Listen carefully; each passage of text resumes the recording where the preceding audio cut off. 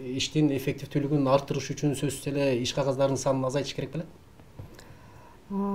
Рахмат сизге, Бакыт мырза. Бизде Кыргыз Республикасынын Билим берүү жана Илим министрлиги тарабынан 2020 жылдын 28 декабрында ошо мугалимдердин сөзсүз түрдө милдеттүү түрдө толтуруучу иш кагаздарын формалары иштелип чыккан жана ал формаларында 17 форма киргизилип, бир топ иш кагаздары бар болчу.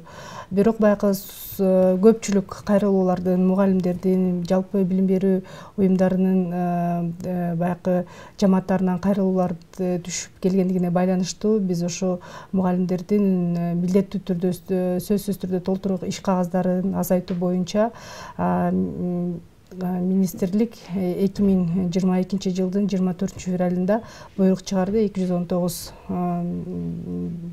буйругу.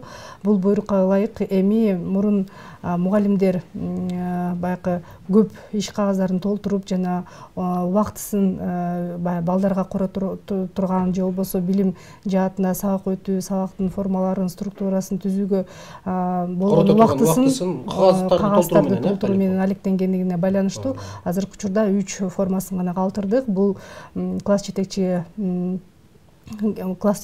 жана мугалимге багытталат. Мугалим болсо предметтик мугалим, сабак өтүп аткан мугалим класстык журналды өзүнүн темасы боюнча толтуруп, балдардын келүү кетүүсүн карап, ошол жерге белгилейт. Андан тышкары баягы бир гана жолу жылдын башында КТП деп коебуз, календардык тематикалык пландоо. Бул ошо мектептердеги усулдук бирикмелери бардыгы баягы бир нече багыттагы усулдук бирикмелер бар. Ошолор өзүнүн баягы тийиштүүлүгүнө байланыштуу жылдык план иштеп чыгышат дагы, ошого ылайык сабактарды жылы бою өтүшөт да. Бул экинчи документ болуп саналат. Ал эми үчүнчү документ болсо, бул ошо план конспектиси. Бирок бул дагы баягы мектепте 5 жылдан үзгүлтүксүз иштеген мугалимдер план конспектисин жазбай коюп, өзүнүн чыгармачылык менен иш алып барууга мүмкүнчүлүк түзүп бердик.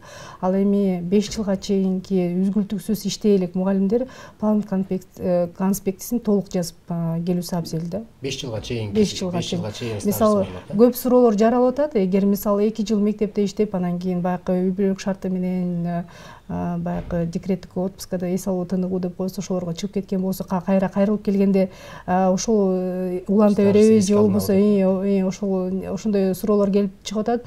Биз айта кетмекчүбүз, үзгүлтүксүз.